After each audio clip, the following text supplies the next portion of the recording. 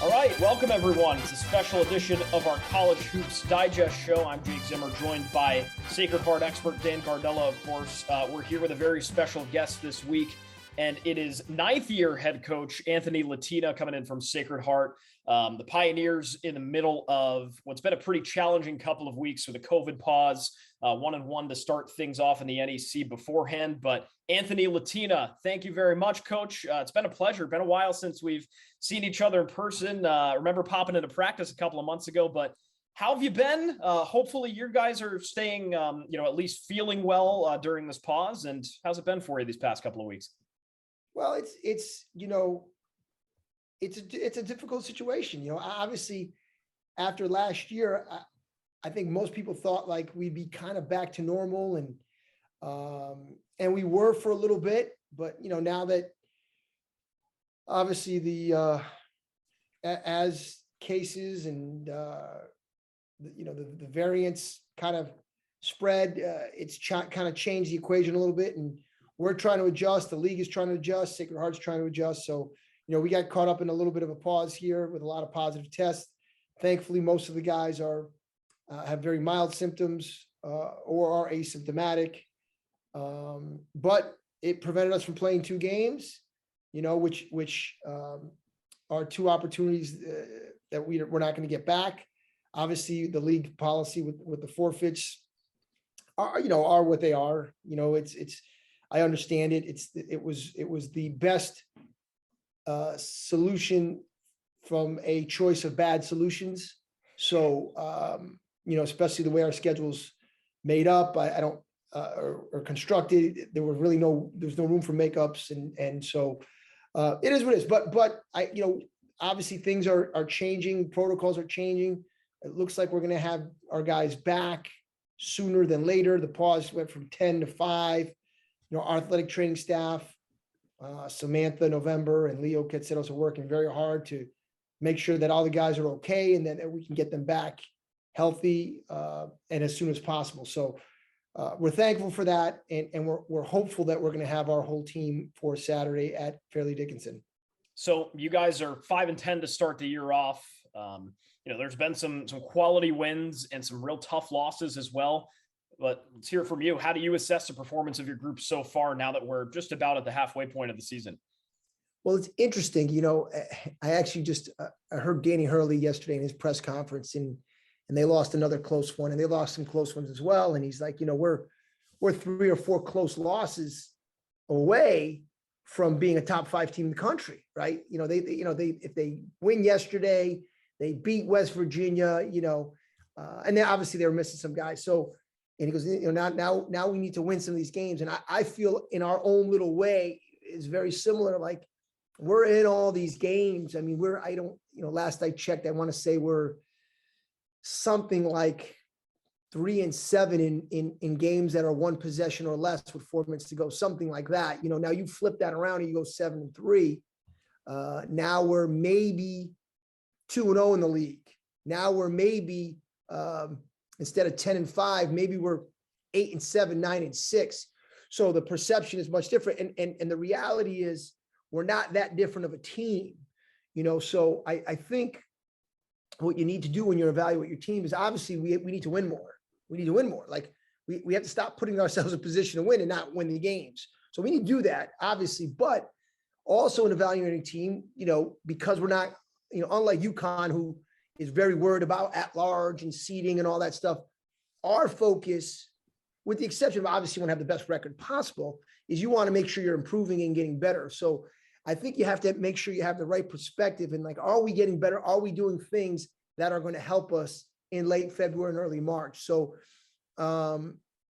again, acknowledging that we need to start winning some of these games because that is the difference. But we're in, even the Providence game, which ended up having a bad score. I mean, these games, I think the Providence game was less than 10 with 8 minutes to go. I want to say it was like 8 with 8 to go. And obviously they're very good. And the other games were all very close. So we have been consistent in that we've had really no, 0 games or just, ones where we just kind of didn't show up. And so that's good, but we need to be a little more consistent in finishing these things. And there's 3 or 4 in the non-conference, and even the Bryant game, I don't know if we deserve to win that game, but we were certainly in a position to win that game.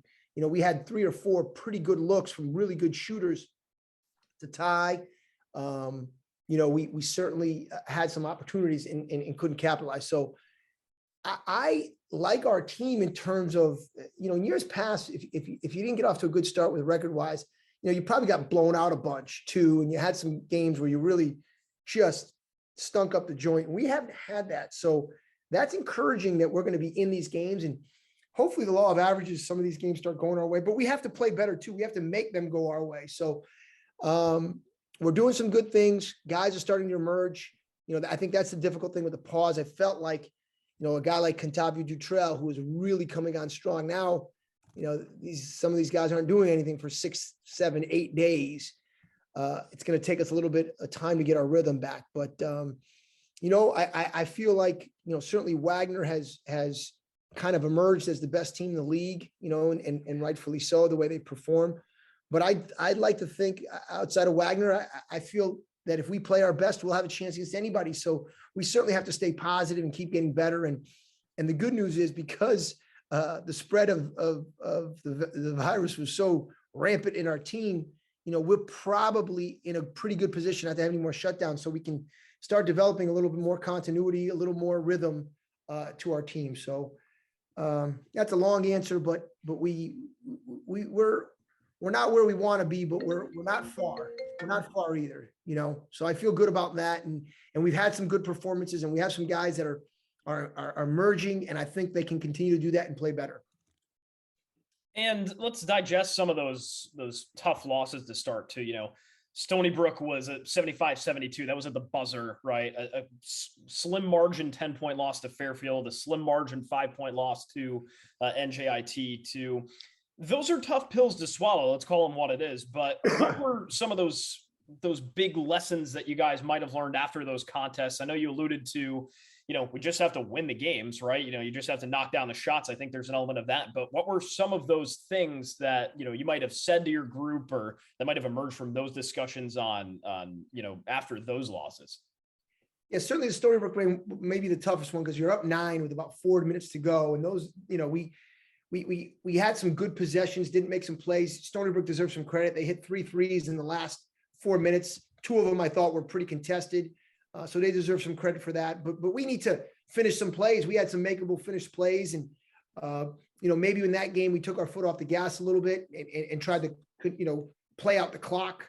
Fairfield kind of made a run. It was a 2-point game with 4 to go. But here's the thing is, when we go into practice and we play like a 4-minute game or have a 4-minute segment, we have to understand, hey, games will come down to this. So I think a little sensitivity to that as well, and valuing each offensive and defensive possession a little more. And again, people don't want to hear this, but a little of it comes down to luck. You run good offense, you take a real good shot from the guy you want to take a shot. He gets a great look.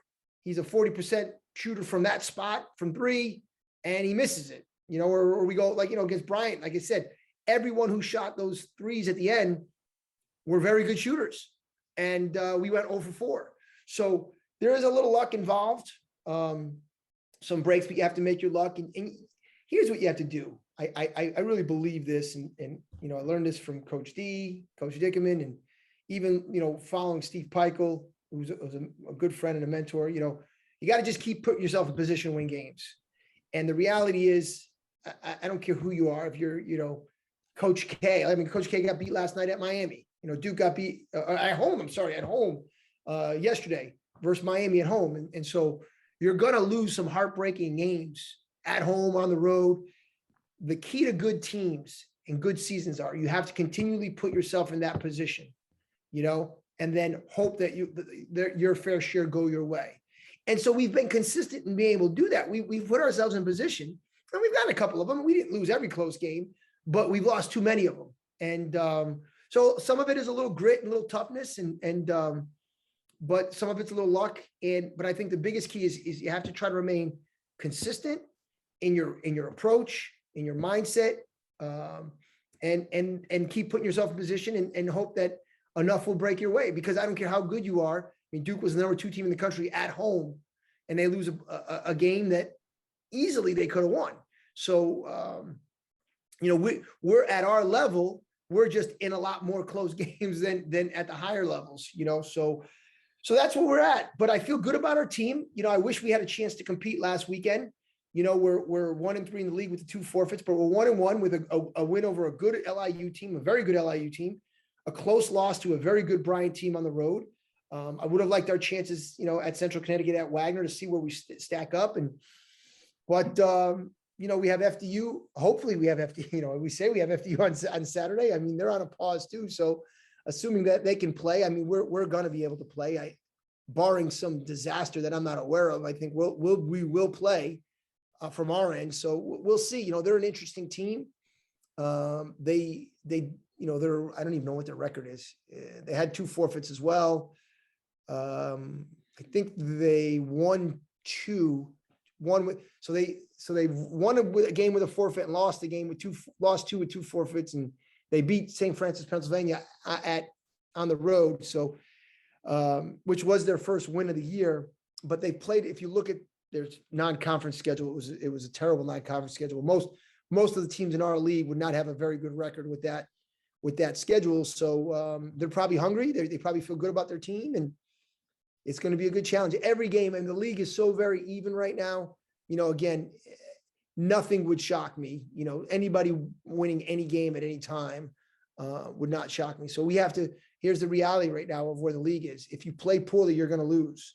If you play well, you have a chance. So our goal is to be as ready to play and play well and give ourselves a chance in the last 4 minutes, and hopefully it'll go our way.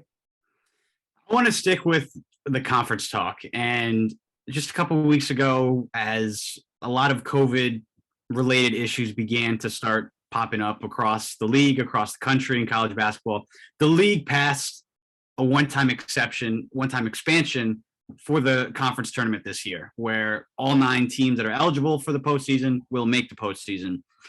In previous years, you use the grind of the conference season. You use the motivation of, we still have to make the tournament.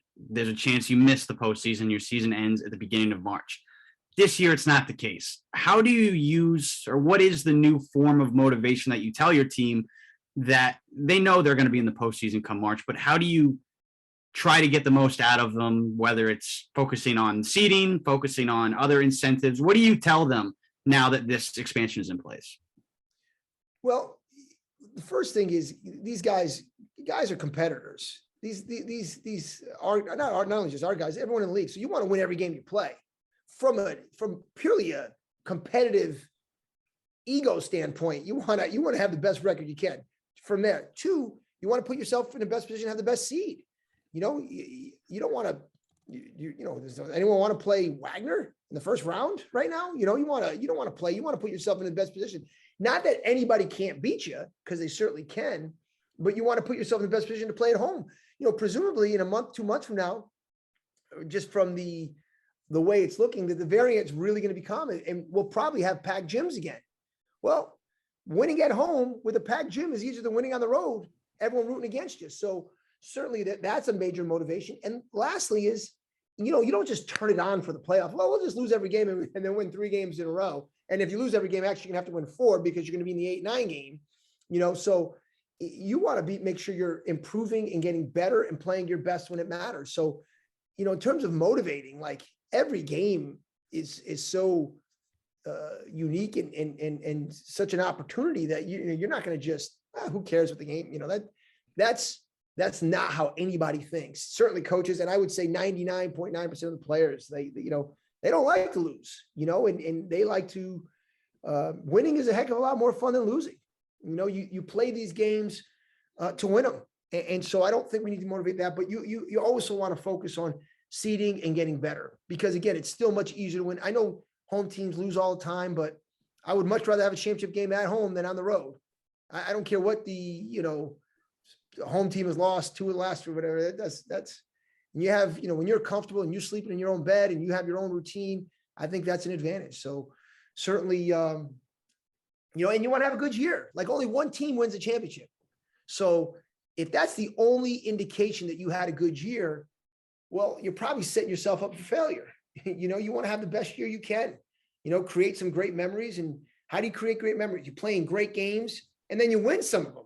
If you play in great games and lose every one of those great games, like, well, those memories aren't quite as memorable as if you won some of those great games, Yeah, and I want to highlight one specific player. Now, you have this gift of year in, year out, you say this person is going to be the most improved player. And 3 of the last 4 years, you have been correct. EJ Ansicki, you told me back in 2018-19 season, this guy has a chance to be the most improved player. He does so. Last year, preseason, you said Tyler Thomas could have been the most improved player. Ended up being the conference leading scorer, most improved player. This year, you said it was Nico Galette. And what we've seen from him so far is probably one of the biggest improvement stories across the conference. Leading your team in rebounding. He has been one of the biggest contributors on the glass across the conference. What is it about when you see players in the preseason? Is there a particular trait or level of maybe attention to detail that you see that makes you confident and most times correct that this player has a chance to be the most improved player of the conference or one of the most improved players? Well, I think there's a couple elements that go into it. One, you have to look at their situation the year before. All those guys were pretty good players as freshmen, and they're a little different. They're either playing behind some veteran guys, in EJ and Tyler's case, or in Nico's case, he's showing flashes of being very good, but his just focus wasn't there. He was a little stubborn, which I thought was going to be a benefit to him, but probably wasn't benefiting him as a freshman when we needed him to be a certain way. So that was one, is their situation. 2 is their work ethic. Those 3 guys are elite workers. They put the time in, even as freshmen, when they weren't having quite the success that they wanted to have, it didn't deter them in terms of their level of commitment in the gym, putting extra time in. So you see that. And, it's been my experience that when you put that much level of energy and effort into something and you're that committed, you're going to have payback. And thirdly, was they showed signs of being very, very good in practice. They just haven't been, wasn't consistent enough. They didn't get enough of an opportunity, or all of the above. So that was the case certainly with EJ and Tyler, and Nico was the same. Like he just was relentlessly working all the time. I knew he was going to get more of an opportunity as I saw it during the spring, the summer, like, hey, this is starting to come together for him. He's continued to work. Now he's even more motivated. Like this player has a chance to be special. And we're thrilled for Nico because he's a great kid who's worked very hard to put himself in a good position, and it's starting to pay dividends, So hopefully he can continue to do that. Hopefully he will, because I do take a lot of pride in that. I think one of our hallmarks, or one of the things that we sell at our program is you come here you're going to get better. You're going to get better. And how do you get better? Well, we try to give you the platform to excel. We try to give you the freedom to, show your ability. We also try to motivate you and want you to, because the reality is the players that improve the most are the ones that come on their own. So if you create an environment that's miserable and no one ever wants to be in the gym, well, it's hard to get better. But if you create an environment where guys are excited to be in the gym more and coming on their own, I think that helps. So, we really, player development is a big part of our program, and we hope in recruiting that we can sell that. And, Nico winning the most improved player, hopefully this year. And he's, I think, probably the front run right now, but he's got to sustain it. But I think he can. And if he does, I think that's going to help us win a lot of games. So, some of it is timing, but it was, wasn't one of these great predictions. You just see it, you're with them every day. You see their work ethic. The year before, when they weren't having all the success, whenever you see a player not have a ton of success and it doesn't deter them 1 ounce, and they're still at an elite level of work ethic and commitment, that's a good sign. And they obviously have to have ability. You have to see that too. But all three of those guys, it was clear today as day that they had the ability to be very good players at this level. So, opportunity comes as well. Like, when you make those predictions, that in evaluating your team that they're going to get an opportunity, because a guy can improve a ton, but if you don't give him a chance, it doesn't matter. So I have, I knew that those three guys were going to have an opportunity to showcase their ability, and they have. So they've made me look smart, but it's more because it was an easy prediction because of their level of commitment and their work ethic. A quick follow-up on that. As I said, 3 of the last 4 most improved players in the conference have come from Sacred Heart.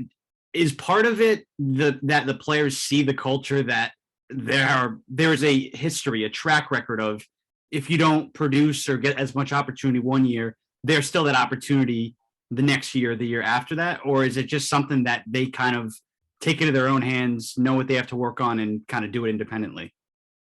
I think it's a lot of the credit goes to the individuals, where they're undeterred by the lack of initial success. That's one. But 2 is, I do think we try to communicate with them and say, hey, listen, in EJ's case, you are playing behind seniors. All right. Your time's going to come. Keep working. In Tyler's case, hey, these guys are leaving. It's going to be your time. You know what I mean? Your time is coming.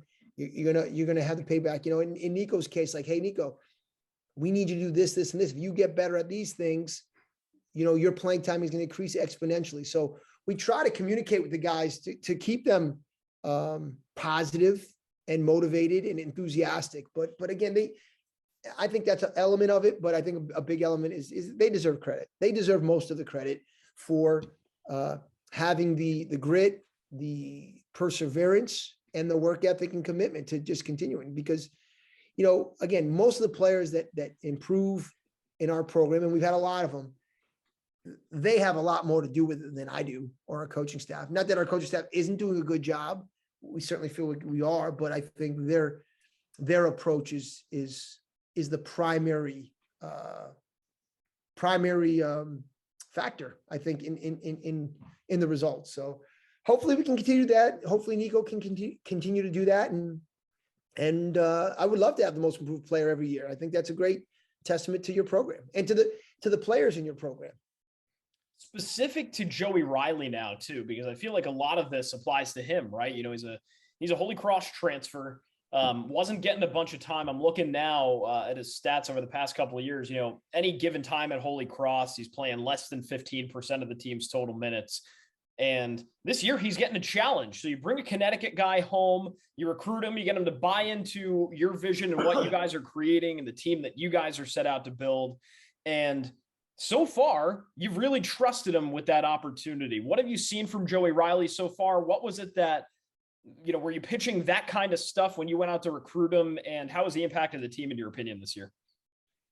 Well, we recruited Joey out of high school, and he was going to go to prep school, and Holy Cross kind of jumped in late, which was a great opportunity for him. Holy Cross is obviously a wonderful school, great program, and great history. And so he decided to go there. And for whatever reason, it did not work out. They were a rebuilding program, and I think he was injured the summer before he got there, and and he'll tell you he didn't play well, and one of the things I think it's important. Holy Cross deserves a lot of credit for developing Joey as well. Like, although he didn't get the minutes, his 2 years there, I think he got a lot better, and he learned how to grind, he learned how to battle without getting payback. So I think he came to us much more prepared for what he had in store than maybe he did as a freshman at Holy Cross. And I would be doing a disservice to Brett Nelson and the Holy Cross staff if they didn't deserve some credit for that. I mean, he came in as a grown man. He was strong. He was physical. He was tough. And not that he wasn't all those things out of high school, but he was much, much more prepared for that. So that's one. 2 is, I think, sometimes, some players, no matter where they go, they're going to be great. Okay. But that's a small fraction of the players out there.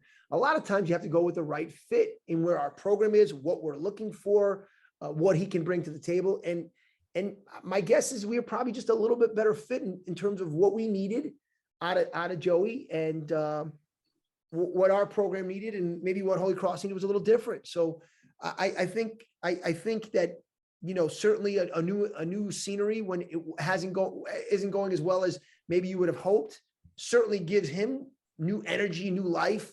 Here's a kid who is the all-time leading scorer at East Catholic basketball history, which is, one of the storied programs in the history of Connecticut basketball.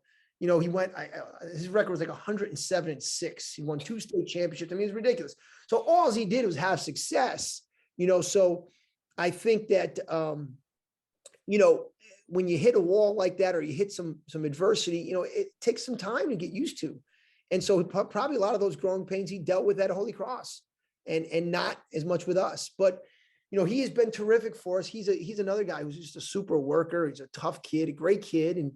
And I think he's appreciative of the opportunity. We're thrilled to have him. He's been great for us, certainly not only in his role at coming off the bench, but, certainly with guys being out with COVID and Mike Sixsmith being out, he stepped up, and Aaron Clark was hurt and he stepped up in those times. So he's really been a tremendous asset for our program in what we needed. We needed a reliable point guard who wasn't going to turn the ball over. He doesn't do that. He can make threes.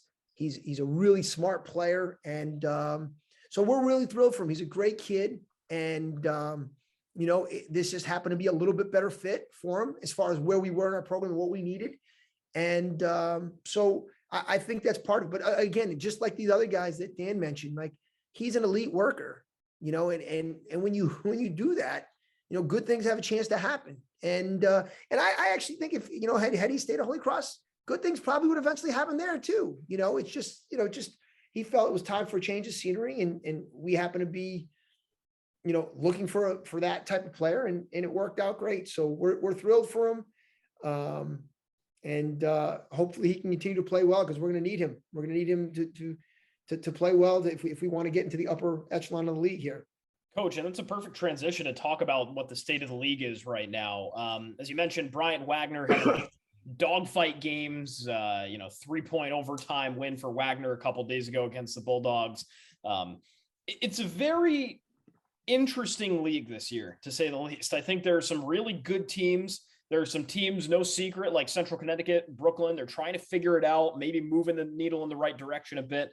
But what's your overall impression about the league this year as compared to the other 8 years you've had here in this in the Northeast Conference? I mean, you've really seen it all. You've seen it when Sacred Hearts picked, 1, 2, and then on the total opposite spectrum, you've had some years where the Pioneers have been 7 and 8, and then you see, everything like Bryant starting 3-28 and then getting picked to finish, first and second in the league these past couple of years. What's different about the NEC this year?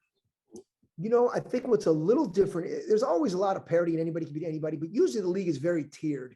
When we had our really good year, there was 4 really good teams. There was there 4 or 5? 4 teams. There was us, Robert Morris, Merrimack, and St. Francis, PA. So we kind of separate ourselves. And then there was a middle tier that was really good, but for whatever reason, it was LIU and FDU, and then there was a bottom tier, teams that were really struggling. So there was a lot of parity, but it was tiered. I don't know if those tiers exist right now. St. Francis, New York is trying to figure, well, they were missing 2 of their best players the first 2 games. They're up on Central Connecticut 9 with 4 minutes to go at home, and the game ends on a 22-2 run. So I think, with the exception of Wagner and maybe Bryant to a certain degree, is maybe a hair above everybody else. Wagner maybe, won by themselves, Bryant right below, anybody, and, Merrimack, all they do is win, but they're winning close games too. So I think the parity might be more than ever before. Central has struggled the last few years. They look like a very tough out now. Obviously Pat Sellers is a good friend, is doing a tremendous job, and their level of toughness is very different now than maybe it was last few years. So I would say, Wagner kind of solidifying themselves as the best team, and then everyone else. I don't know if I've ever seen it. It's usually tiered, top tier, middle tier, bottom tier. I don't know if that exists as much as it did. I mean, Bryant is 3-1 and they deserve a ton of credit, but they beat Central Connecticut by 3. They beat us by 3. What was their third win? I'm trying to think. Oh, forfeit. It was a forfeit. So, who knows what that game entails. So, and FDU, everyone thought FDU is really struggling. Well, no, they're not really struggling. Look at their schedule. It was awful. And then they go play it. They play their first, NEC. They go play at St. Francis U, and who is a really tough place to play. And they're up 20.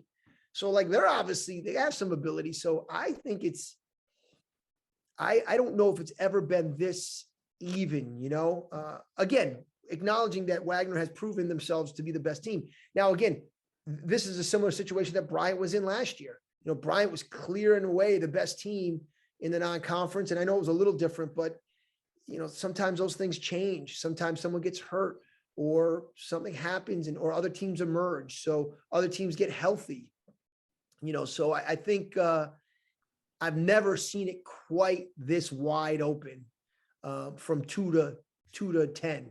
It's more than I've ever seen before, probably because of coronavirus and people can't get in rhythm, but it's wild. It's a wild, you don't play well, you're losing now. Everybody, and that includes Wagner. Wagner goes in, doesn't play well. I mean, Wagner was down with double digits at St. Francis, PA, right? I think they were down over 10 points. So here's a dominant team right now, and they're down double figures.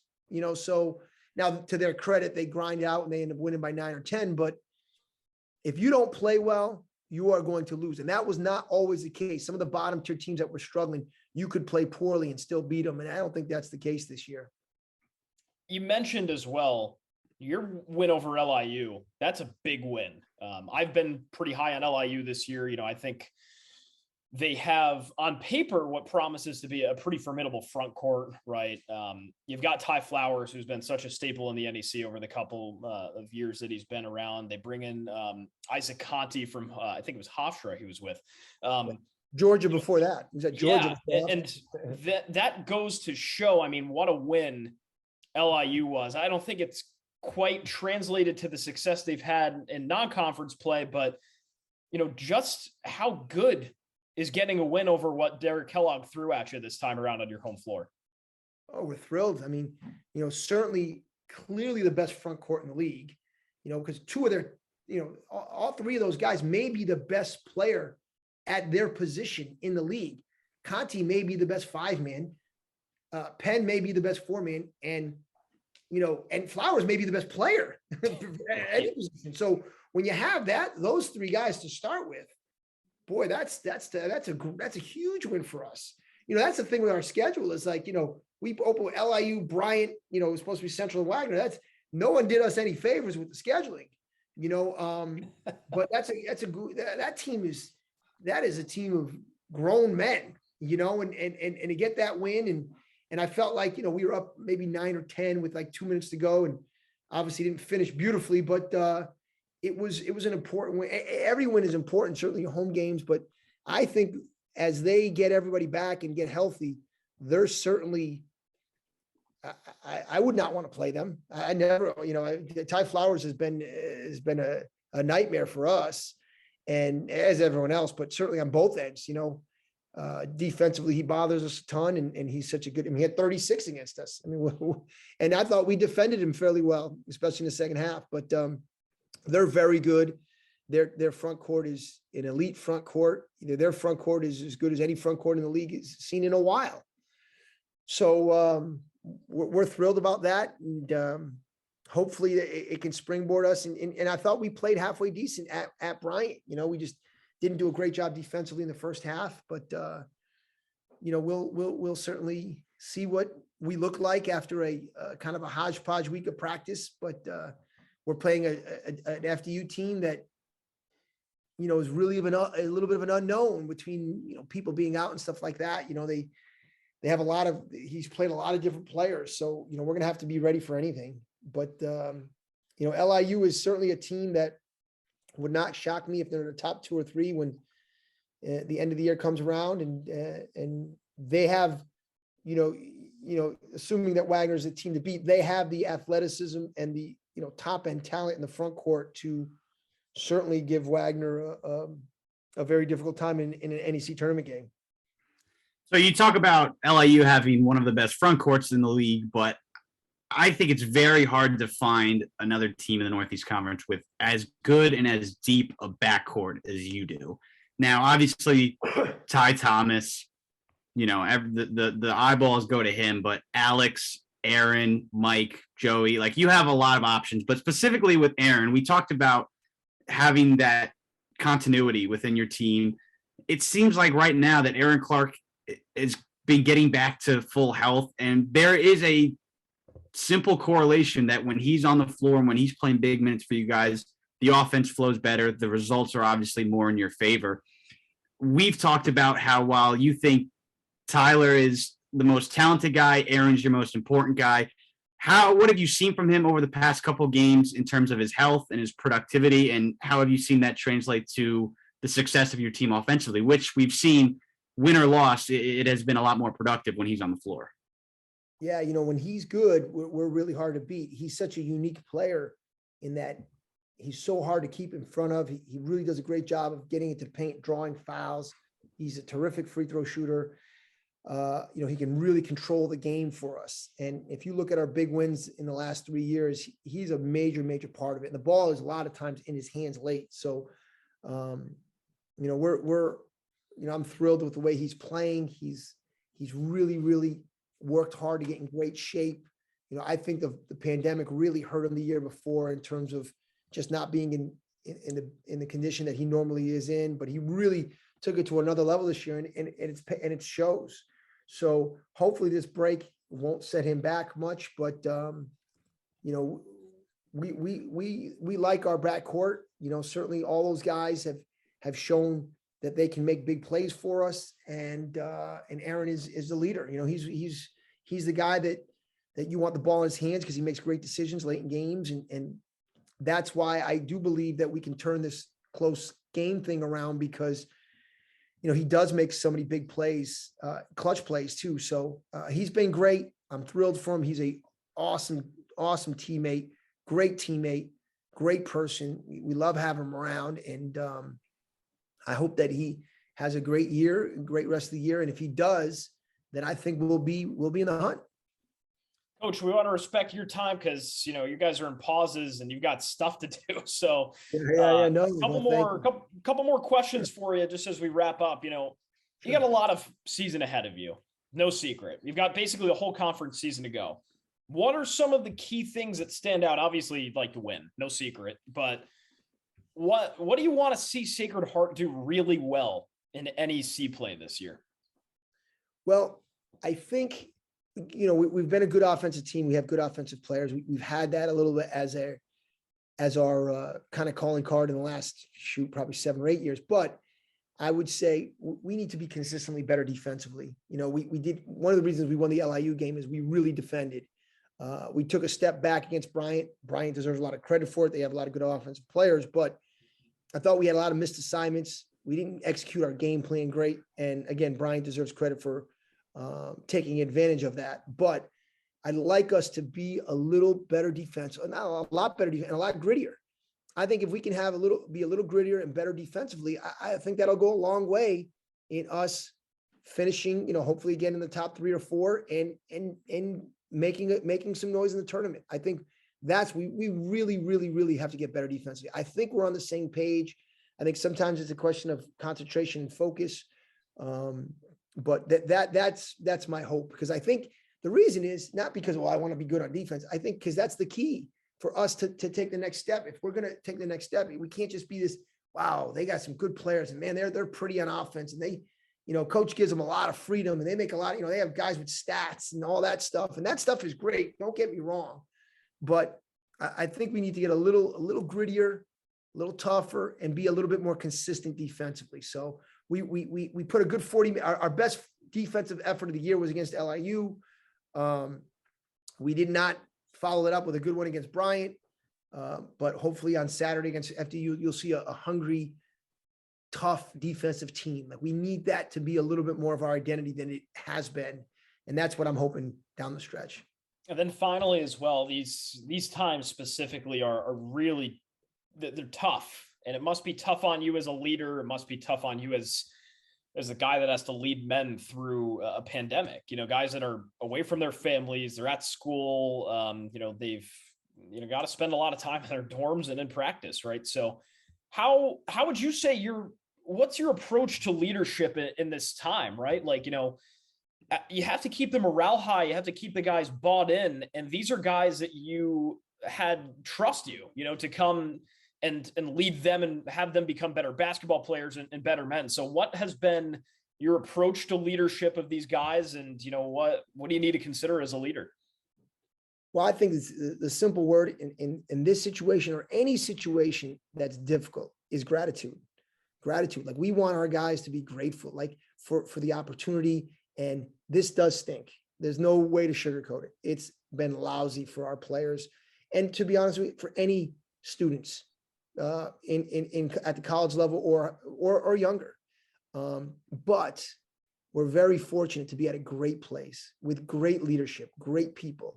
And I think sometimes when you come from a mindset of gratitude, it helps you to appreciate, well, this stinks, but you know what? There's people that have it much, much worse. These guys are all at a great world-class institution, getting a great education. We have good guys that really care about each other. I think they're in a great situation. And some games get canceled, and sometimes we don't play in front of fans because of this, because of that. And those things, they do wear on you, but be grateful for where we are, because there are people that are really struggling. There's people that have lost loved ones. There's people that have lost their jobs. They've lost, there's people that have had businesses that have worked their whole lives to build a business to a point where they can really support their family, and it's gone in 8 months, gone just like that. So I think when you come from a place of humility and gratitude, it makes things seem a lot more trivial, and it really keeps things in the proper perspective. So I think that's the key. You have to have that mindset. And then if you have that mindset, you become more flexible. You become more, coachable. You kind of figure things out a little bit better. So that's really, really what I'm trying to press upon these guys. And it's a bummer, it is, but, I try to lead in that way and say, because I am so grateful for my position. I mean, listen, I've been coaching 9 years basketball, Division I basketball head coach for 9 years, since in my 40s. If you told me that when I was in my 20s that I'd be a Division I head coach for 9 years, like, where would I would have done anything to sign up for that, and same thing with these guys. If you had told them when they were 8 years old, they would be Division I basketball players at a really, really great university, they would have done anything to sign up for that. So I think sometimes you have to have that perspective. And the only way to really have the proper perspective is when you're grateful for your situation. So I hope that I'm living that and showing the guys that and certainly preaching that, but I think living it is more important. And because the reality is we are grateful, like, we're going through a tough situation. A lot of people like to complain about the decisions that the NEC is making, or the decisions that Sacred Heart's making, or decisions that the government is making, like, we can complain about everything, but like, we're still at a great university in a league. And I know the leadership league that really care about the players, care about student athletes. I know we're at a school that really cares about students. And I know that we live in the greatest country in the world. So, like, are there mistakes being made? Of course, and are things perfect? No, but certainly when I talk to friends of mine, especially military guys that have been around the world, and I ask them about other places in the world, they're like, this country is the greatest country in the world. It's not even close. And so I just want our guys to understand that and appreciate that and be grateful for that. And when you do that, things kind of find a way to work out better for you.